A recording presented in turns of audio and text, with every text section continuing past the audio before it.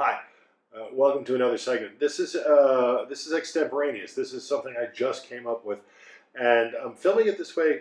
And forgive the lighting. This is first time going, first iteration. This way. I'm filming it this way because if I can capture the whiteboard and what I'm doing and find a way, like I am right now, much like a meteorologist talking about the weather, then I can just start transcribing and telling what it is as it's happening and filming it and expediting this whole process. And then I can develop any additional materials, supporting materials that I can put underneath the track. And, you know, here's the static image of this cleaned up, and you will get one of these that is cleaned up. But I just wrote this, and you'll get a bigger version of what this piece is. This is the critical piece. I don't even have a title for what this is. No, this is, I do have a title for it. This is how we achieve organizational objectivity in decision making, right? All too often, most decision making at the personal level is, okay. I get caught up. There's a lot of background material that go into what I want to say. So we're going to ignore this for a little bit. I'm going to grab some water. Okay.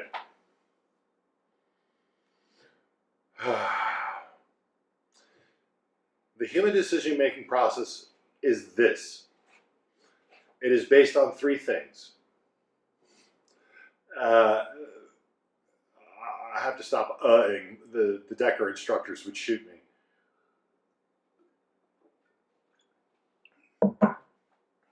There are three elements that go into decision-making for human beings. It's experience, it's expectation, and it's emotion. But it plays in this sequence. We first have an emotional response, and that emotional response is informed also by the experiences we've had previously associated to the event that we might be making a decision around. And then the third piece is that expectation of an outcome based on that emotion and the experience. So somebody comes up and says, "Hey, Steve, you want to go get some ice cream?" And and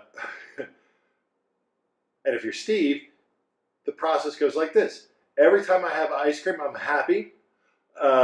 So my experience tells me, I know ice cream makes me happy. My experience tells me it makes me happy. The expectation of an outcome is I'm going to have a good experience going to get ice cream. But it's so subtle and it's so that fast that we aren't cognizant of the process by which we're making these decisions. And the goal in most any self-improvement methodology that you're going to find or run into deals with getting to an objective ability to make decisions that are more in keeping with positive outcomes in your life. In other words, what am I doing? Somewhere in that 3E process of emotion, experience, expectation of an outcome, that's the one where you want to put the pause in before you jump to it. Because the expectation of an outcome colors all your decision making about the situation you're going into.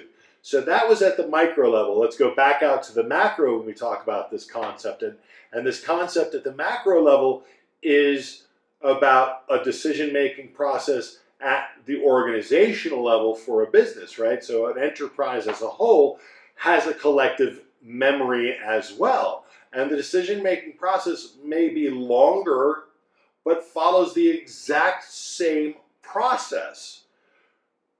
How does it make us feel? What does our experience tell us about this thought or this choice that we're making? What is our expectation of an outcome? Is it positive or is it negative? Negative outcomes, negative expectations of outcomes bring about reactive decision making. Not responsive, but reactive. Knee-jerk in behavior. All right? So we need to get out of that. If it's important as an individual, that law applies to the corporate entity because it is modeling a human. I know, corporations are human, But if take a step back and look at it, it follows the same behaviors as any child. Any human. It's born, it struggles to survive, it grows, it learns, it adapts, it finds its way, discovers a vision, achieves success or fails spectacularly, and either dies or picks itself up and starts over again. That is the course of evolution, period. That's the way nature works. You either recover from the disaster and the crisis, having learned from it, or you die. And by the way, we're always in the process of recovering from one crisis while hurtling to the next. And if we can put that pause in there, the expectation of an outcome, or simply operating on an emotional basis of responses, then we can then start to choose those paths that lead us towards the goals more clearly, more easily, with less resistance along the way. So what we're trying to find is the most elegant expression for any organization. And every organization that is created, that is put into existence, has a purpose, and that purpose is trying to be served. So this brings me all the way, that's kind of the context that I wanted to frame around this, but it brings me all the way to here to say, if this is my org, and that should be a G, and I'm not going to mess with it right now. This is my organization. At the highest level of the organization, you have the fewest number of people actually performing the actions necessary to drive the vision of the business, because that's what this is. This is the visionary scale, okay? So at the highest level in the organization, the fewer the people. So we have a narrow, that's the top, right? Not the top of the pyramid. It should be a truncated pyramid, right? There's a group of people up there doing that. And then we come down, and the lower we start to go, right? The lower the level, the more there are doing that. So at the lowest level of execution, we have the greatest number of people actually working on the task. All right, so back to it. As I was saying, the lower the level, the greater number that you have in execution. This is just the way it is. And if we remember back in my Power of Threes video that we watched before, when we think about this concept, visionaries, right? The three levels: strategic, coordinating, execution, and then you have visionaries, interpreters, implementers. Now, this is just the natural way it works. It just is. This is the natural order. So given that every organization is structured this way and every organization has a vision, that means there is a scope of time by which they're trying to operate. So that's what this top portion represents, is that scope of time. Now, that scope of time at the highest level is the broadest length of time. So at the highest level of vision, we're talking about very highest stratospheric, atmospheric levels of vision. 10 years, right? That is futuristic in nature.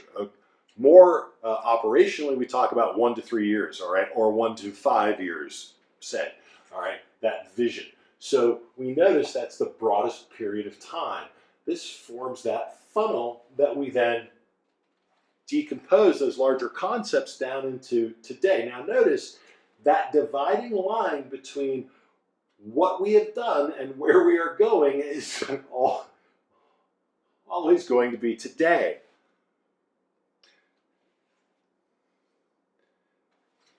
The value of what this means is easy to overlook, because this comes back to the natural world. Again, all there is this very moment. And this is where we can put that decisive pause in place. This is where we can put that metaphorical count of 3 before we take that next step, right? You want to put that breathing moment in. Now is that moment. And if we pay attention to this moment right now, we become detached from all fears about what the future may bring and all worries and concerns about what you may have done wrong in the past. Think about that one more time. As I wrote it over here, that given all representations of time and work form a funnel, the center of which is the present moment, the liberating effect of operating from the now releases fear of the future and worrying over the past. All decisions then become objective and based on data as aligned to vision and plans. Back to micro. Objective, based on the moment, and based on data as aligned to vision and plans. So data is experience, what we have done in the past, all right? Vision, where we want to go to, not an expectation of an outcome, a goal. And does my decision align? Sorry, I'm getting used to the cameras. A goal, and does my decision align to that goal so that I'm moving in the right direction? See? So, vision and plans. That's what we're talking about. What isn't present here? Emotion. No, I have to, it's gonna, oh my God! None of that. It's that breathing space. Today. Now. Releasing fear from the future and worry about the past, because all there is this moment. I can't control anything that occurred there. I certainly have no control over that, but I do have influence in the way I progress towards that. And I can influence events to my benefit through planning for it. If I make the objective, critical decision that best serves my interests in that moment without regard to what got me there. I don't care about the pothole I ran over that gave me a flat tire. And I'm not going to spend time complaining about it because it will take time away from the critical actions of replacing the tire while on the side of a busy highway. I have to get out of the car, pop the trunk, pull the tire, pull my old tire off, put the new tire on, put the old tire back in the trunk, get back in, and get back up to speed as expeditiously as possible. The more time I spend bitching about what just occurred or talking about how I'm going to write an email to my congressman or whatever the case might be, I am detracting myself. Why didn't I pay attention to the road better? Why did the plow have to dig so deep? All of these things are detracting me from making the critical decision right now. And so the crisis that I'm creating, notice my language, the crisis that I am creating begins to escalate because I am trapped between the fear of uncertainty of an outcome and worrying about how I got in the condition I'm in. So all decisions I make are based on fear and worry. That's not good decision making for anyone in any way, shape, or form.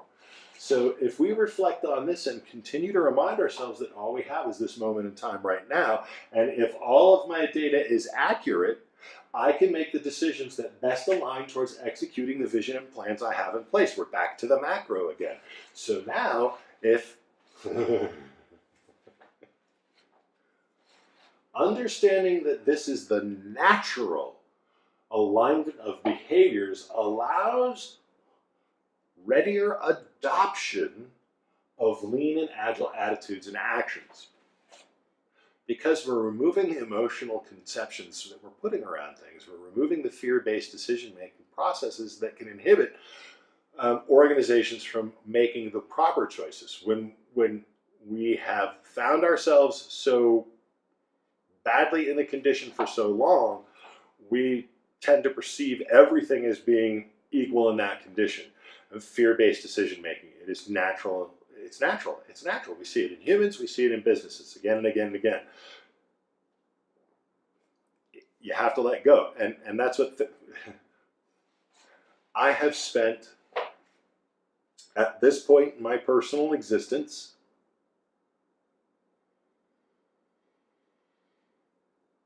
almost 2 decades in therapy. Because I had a lot of stuff that was influencing my decision making and keeping me from actually aligning my decisions to the best course of actions for where I wanted to take myself. And the first thing every therapist tells you is you just got to let go of the past. You have to feel what it did. Sure, have the grief, feel what the feelings, right? Let it go. You cannot relive it. Reliving it only exercises old emotions and brings about decisions based on old experiences rather than learning from the experience, as we are meant to do, which is why up here, the longer the period of time that we're planning for, the greater the vision that we have, the longer the relevant history that we want to keep. Because we do repeat history, and history is a body of learning for us. So if we review our history regularly, iteration, right? Inspect and adapt, review, Kaizen, we check our history regularly to see if we're staying, are we? What caused that disruption? Where did that come from? How do we avoid that disruption in the future? Are we staying on track? Hey, at this point in our history, 4 years ago, is when we introduced this concept. Congratulations, we're coming to a close on it, but what's going to replace it? Where's our next new thing? What's our next new big thing, right? So you have to be able to understand where you came from in order to understand where you want to get to and how you're going to get there. In other words, what you have to overcome that you may have put in your own way. So think about this. If the broader the time you're planning for, the greater the relevant history you need to keep, the shorter the plan of time that you're planning for, the shorter the span of time that you're planning for, the less history that's important. So if I'm operating at a daily basis, I only care about what's occurred yesterday. Thus the stand-up. What did I do yesterday? What am I doing today? And any blocks and obstacles? 3 things. Remember from the big 3. Anyway, at the lowest level, one day, I only care about yesterday. And I only plan for today. I don't worry about tomorrow, do I? No fear about tomorrow. Tomorrow will take care of itself. There will be another body of work that's going to be available for me to work on. There always is. There's always going to be another new idea that needs to be made into a reality. There always is. So the further up, so the next level is what? If I go above the daily, I'm now at the sprint boundary if we're focusing on Scrum. And that sprint boundary is what?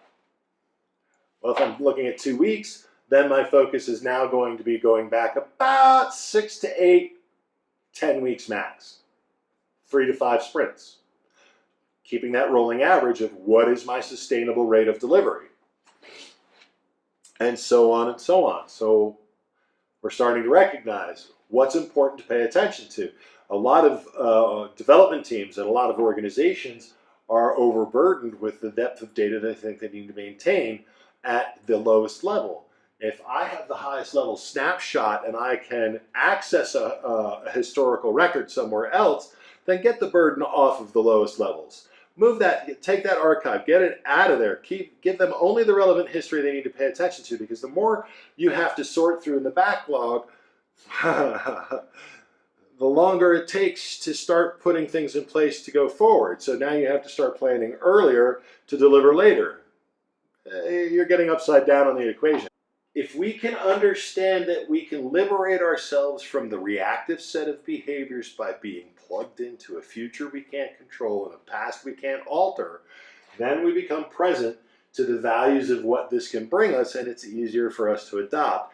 And it's easier for us to make the appropriate decisions because we've kept all the appropriate history associated to what we're trying to do at the appropriate levels. Now, the other thing that comes into play is what we want to pay attention to. What do we measure at these levels? So the measurements is the biggest problem that I run into sometimes as we're trying to shift into this objective decision-making state within an organization. There's difficulty sometimes in letting go of the old behaviors, and part of that old behavior is a sense of control to the lowest level from the highest level, right? If I know what's going on to the second in my organization, I can control every possible outcome. It's a specious logic, because what it does is it gives a false sense of control or a false sense of awareness. Really all you're getting is the data that is been forced upon an organization, and they're just now producing it to meet the demand, not because there's a value in it. Not all meetings are valuable. Not all reports are valuable. All right, so you have to pay attention to what's valuable. So at the highest level, right, the measurements that I'm going to be paying attention to, the longer the view, check it out, seriously, the fewer the measurements. Because change occurs over such a broad period of time as to really not require fast feedback. All right, so my measurements are fewer. How well have I affected the market? How much have I garnered in the market? How many features, etc., have I whatever over the last year, 2, 3, right? How long does it take me to take a concept that I expect to take about 6 months to actually develop, but how long does it take to get into a state to be developed? So what's my intake process? Where's the delay on that, right? So, but up here, you know, it's bigger things. Organizational whip. What big things are we working on? You know, and they want to pay attention to fine tuning, but fine tuning is where coordination occurs. Those integrated layers, right, where the coordinators are commuting up to the highest level and down and receiving data from the lowest level. Those are the integrated layers where you get that kind of specificity and overlap of data reporting, right? So where we start to show what is important strategically while also showing where we're at in the coordinated view, right? The reality behind reporting is I need to know what I need to know and some of the next level down, but not all of it. Only the cream of it, the top level. So notice then here I have a narrower gap. So I don't report as much at the highest level, but at the lowest level, right, the closer to execution, the greater the sense of metrics. Why? Because this is where I'm running a high performance engine. And if you've ever watched F1, when they cut to the crew, there are guys standing by computer banks monitoring the actual cylinder by cylinder performance of that engine. Its temperature, its consumption rates, how each one is firing. They have clear insight into every possible measurable aspect of that vehicle to ensure it's delivering the highest level of performance where the tire meets the road, where the power needs to hit, and to move that vehicle so that it can be driven in a direction. This is your engine. This is the engine of any organization. It's the implementers. It is the people who are executing the day-to-day tasks that it takes to get to that vision. So there's a lot that needs to be measured in there. How much they can consume over a given period of time, how well they consume that, how well was the fuel that they consumed refined. Because you have to think about it, if this is the lowest level, every day that what they're working on has to be small enough to be easily consumed. I've talked about this before, the big three, which is the size of what you're breaking down in this. And notice, it's kind of like a sieve, right? Big ideas, smaller ideas, fall down until doom, today. And we consume it today. So the closer we get, the greater the metrics. How well are we integrated? What's the regression testing like from a software perspective, right? There's a variety of things that we're going to measure down there, but there is a lot of it because we want to ensure the granularity is on point to keep performance at peak sustainable rates, not redline. We only redline an engine when it's truly critical. How do I know it's critical? Well, if I have all of this data lined up to report almost as close to real time today, the moment something goes wrong down here today, if it, excuse me, if it impinges the delivery at any level, I can make that decision today. I have a problem getting a new server to put our test builds on because we're getting ready to scale our delivery machine. And it's critical for a user conference we've got coming up in a month. Today was the deadline by which I should be able to have been given authority to purchase. No authority to purchase. Boom. Does the next level up have authority to purchase, that coordinating layer? No, funds are tied up for other development efforts. So sorry, nope. Escalate, this is critical. It's a blocker on the strategic delivery of the highest level of vision over the next year. Brr, whoever's got the money is going to get that phone call. Buy it. Brr, buy it. You've got your purchase order. Not who didn't take care of it, not why wasn't this handled before, only I'm blocked now, today was the day, can I get the decision? I've got the decision. Every day it goes past, every level up should be getting louder and louder about the problem that we're about to face to not hit it until the responsible individual at their level of the organization makes the critical decision in the timely fashion without prejudice of emotion, based on real-time data with an understanding of the relevant history so that the right decision can be made to deliver the right thing at the right time based on the conditions within the market and internal to the organization. That's all I'm talking about. That's all of this.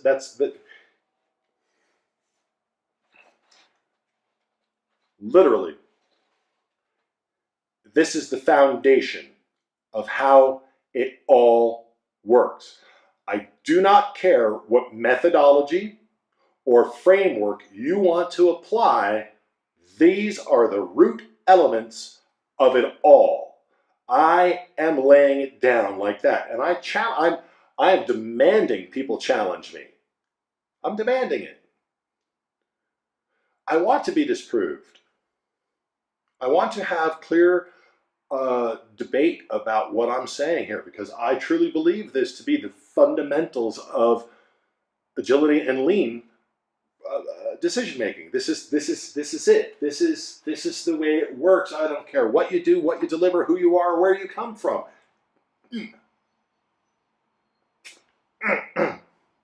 It's natural. It's how we all operate. Works at the micro, works at the macro, 1 to infinity. It's all the same. This is the fundamentals of how we all behave.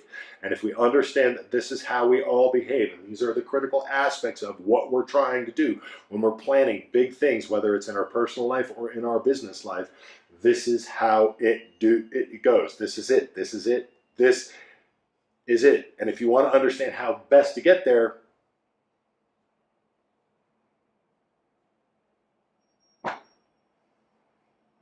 can't make it any clearer. Anyway, I'm going to call this one an agile rant on what an organization needs to thrive.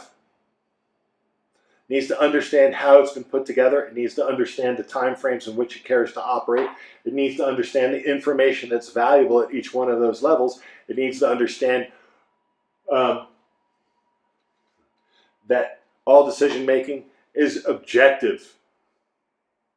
And if it's objective and aligned to the vision and plans that they have in time, and if they're measuring everything properly at every level, and they're sensing and responding, they will be successful. They have visibility, they have predictability, and they are responsive. The 3 things every business needs.